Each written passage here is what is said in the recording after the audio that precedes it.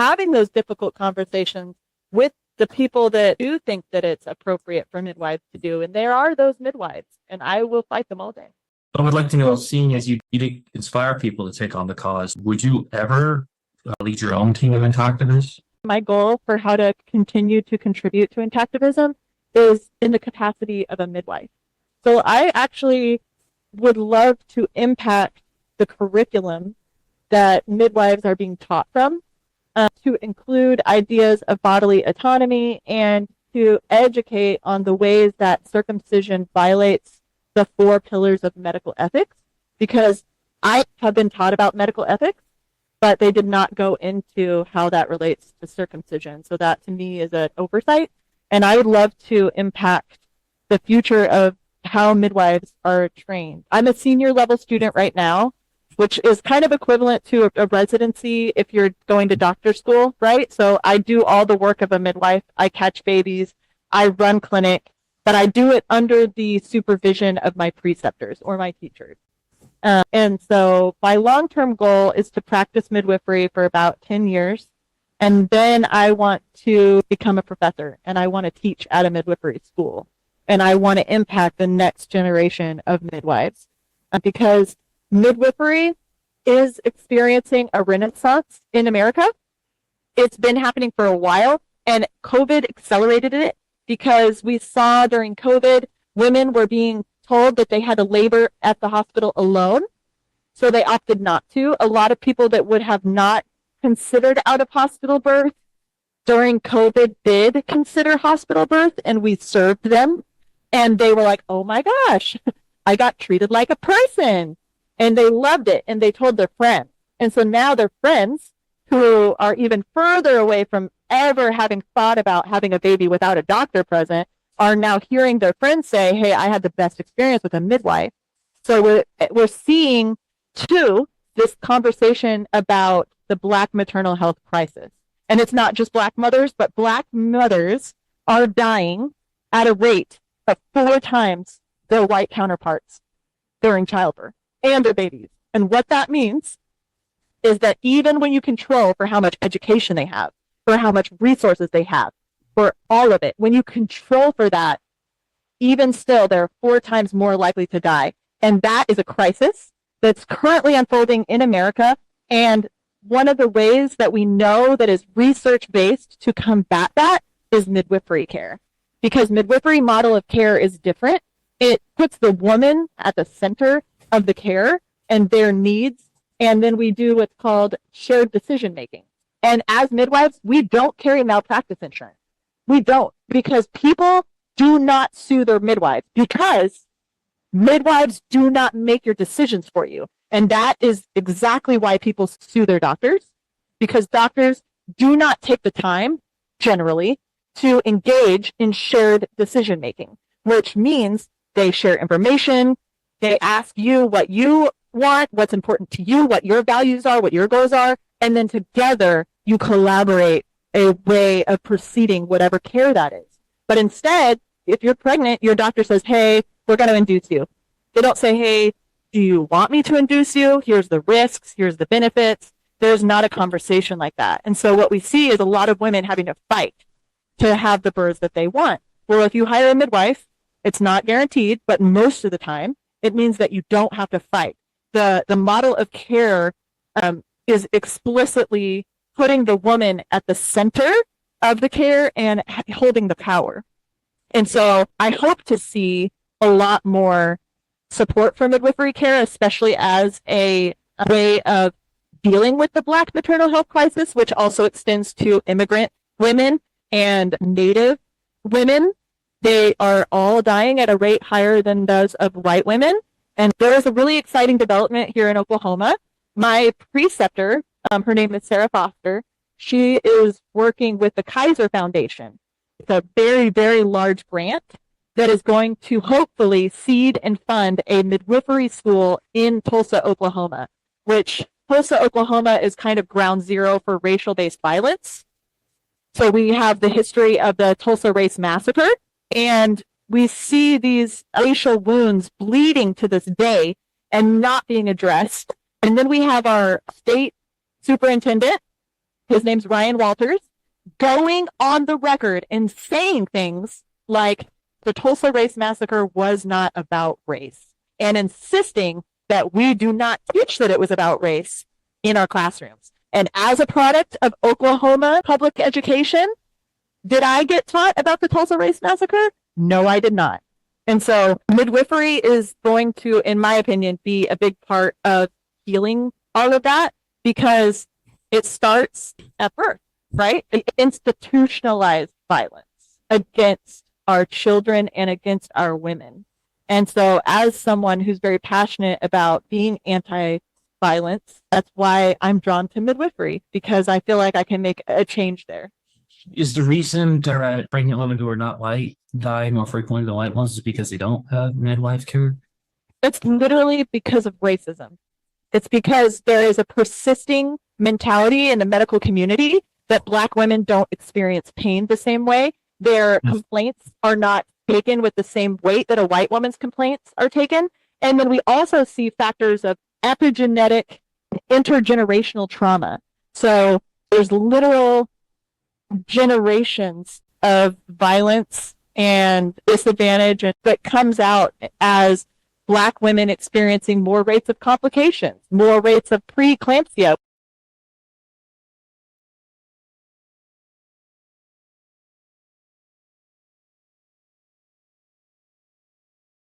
And we don't totally know all the reasons why they suffer higher rates of complications, but we do know that one of the biggest reasons that they end up dying is because of racism within medical training and within medical practice.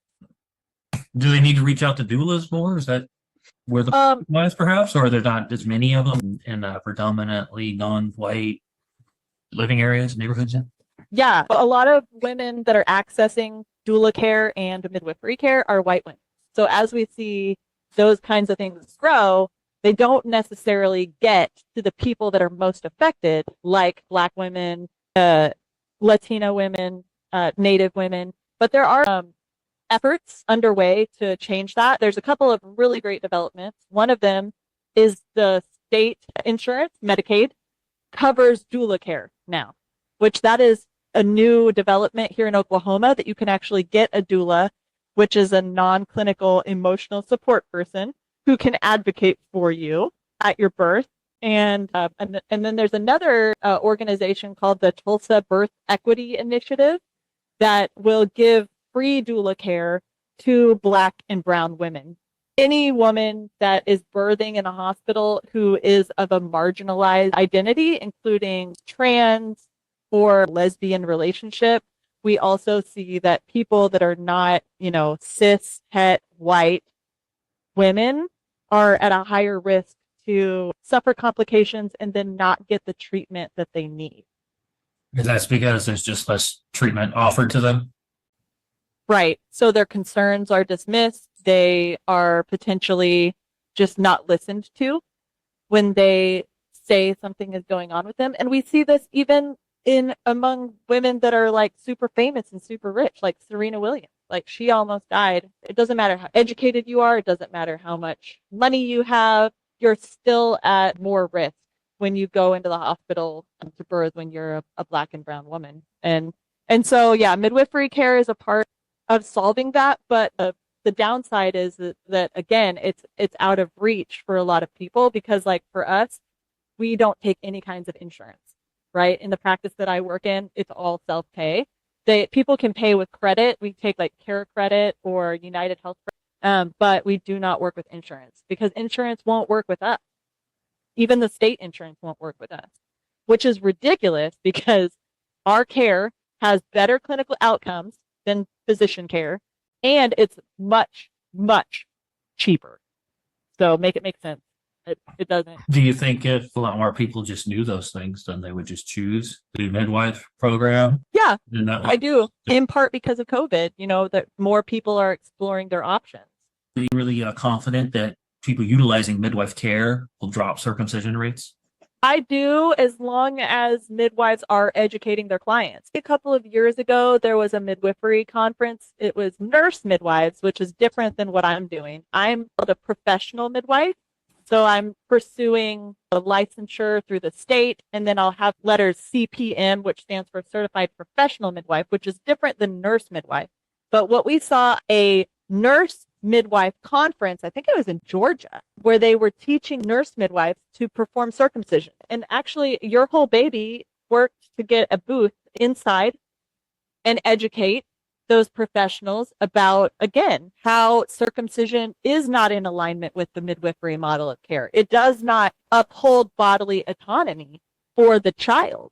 So that was a really alarming development that I saw, where they were trying to expand their scope of practice to include genital mutilation, all the while advocating for things like less episiotomy, a cut in the vagina when the birth is happening, that for a long time was done unnecessarily. And then we did research to show that it's not better. Of course, the only time we cut episiotomy is if the baby's life is in danger and the heart rate is below a certain rate, and we need to expedite the birth process. So it's mind-boggling to me, midwives fighting for things like eradicating unnecessary or routine episiotomy, all the while wanting to gain the skill of circumcision. Hey guys, it's me, Pots. I'm briefly interrupting this interview to let you know about the Pots e-commerce program. It is vital to keeping the Prevail Over the System channel alive. Go and join us on our Discord to learn more. And best of all, it's free to partake in the Pots e-commerce program, and we don't need any of your information whatsoever. This helps us keep the interviews coming along with other Intactivist content to empower, teach, and update Intactivists with very important information, as well as being the voice for the Intactivist public. Thank you all so much. Okay, now back to the interview. Why do you think there is a double standard about disapproving of episiotomies, sometimes approving of them, and approving of circumcision? You know, it's crazy to me because so often I see it from midwives that profess to be Christian. And they're like, that's one really annoying thing just in general about Oklahoma, is that people will say that they're going to circumcise because they're Christian. And then me, as an atheist, educates them about their own religion and how Christianity is explicitly opposed to the practice of circumcision. Little Images, I know, did a lot of education about like Galatians 5 and all the passages. There's multiple that explicitly are opposed to circumcision in the New Testament. So yeah, I think a lot of it comes from midwives that see it as a religious practice within Christianity, which is just, to me, is just absolutely bananas. Did they even read their own book? It's also anti-Islamic because the Quran says that Allah's creation is perfect. Right. The practice is not in the Quran, from what I understand. I was really proud that we had a presence there as Your Whole Baby at that conference. And I know Brother K posted a lot about it. And I think Brother K went as well and protested outside because it was so shocking. Because, yeah, I do think that there is the potential for the growth of midwifery care to include the growth of information and acceptability of leaving baby boys intact. But that's going to have to be intentional through things like I'm talking about, like impacting the curriculum and having the conversation, having those difficult conversations with the people that do think that it's appropriate for midwives to do. And there are those midwives, and I will fight them all day. Did Your Whole Baby's presence at the midwife conference really change some minds? I think that it did. I talked to some activists who tabled there, and they were able to give out a ton of information, and they were able to have a presence and speak with a lot of professionals there. To this date, I haven't seen any more examples of nurse midwifery trying to expand itself into that, because that's just, it's ridiculous. It is not at all what is in the heart of midwifery care to continue that practice. Most of them don't approve. With nurse midwives, it's a lot more difficult because, as you well know, American nurses are some of the most virulent cutters, and they will come at you with their authority of being a nurse. I'm a nurse, and I've seen that if you don't get them circumcised, then they're, da-da-da-da-da, and they start body shaming and talking all this crap about the foreskin. And really what that is is medical brainwashing, because they're taught about the foreskin only as it relates to cutting it off. They are literally not taught the functions of the foreskin. They are not taught anything other than these are the problems that it can have, and this is how we cut it off. So I think of midwives, nurse midwives are the most problematic when it comes to promoting circumcision, because they work within the hospital complex and they have that foundation of medical training. So my training as a professional midwife does not include nursing school. The same way that a doctor would not go to nursing school, I am training to be a provider level medical professional where I make decisions, I administer medications, and I provide full spectrum clinical care to pregnant and birthing and postpartum people. So I don't need to go to nursing school because I'm not a nurse. I'm a midwife. And so that's part of the reason why I chose the path of midwifery that I did, so that I didn't have to be exposed to that medical brainwashing that we see in American medical training that is kind of anti-foreskin and pro-circumcision. Okay, that was Scott and Tori Caswell, part 2. Let me know what you guys thought down in the comment section below, and if you have any questions for Tori. I'll put her links down in the description below so you can keep up and follow her. Make sure you guys subscribe so you don't miss part 3 and other Interactivist content we will release every week. Thank you guys so much for listening. Please share and like this video to get this out to more people. Bye!